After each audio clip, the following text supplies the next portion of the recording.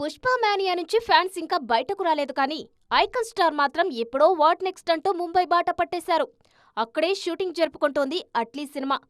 దాదాపు సగానికి పైగా చిత్రీకరణ కూడా పూర్తయింది. గ్లోబల్ రేంజ్కి ఇంచు కూడా తగ్గకుండా షూట్ చేస్తున్నారు అట్లీ. అట్లీ సినిమా తర్వాత అల్లు అర్జున్ ఏం చేస్తారనే టాక్ జోరందుకుంది. సంజయ్ లీలా బన్సాలీతో సినిమా ఉంటుందని నార్త్ మీడియా కోడై కూసింది. అయితే ఇప్పటిదాకా దాని గురించి మరో మాట లేదు.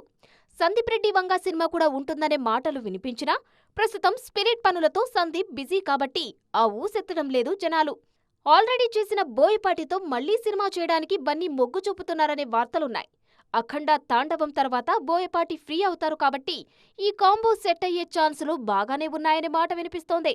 అన్నట్టు బన్నీతో సినిమా చేస్తారని ఆ మధ్య ప్రశాంత్ నీల్ పేరు కూడా గట్టిగానే వినిపించింది.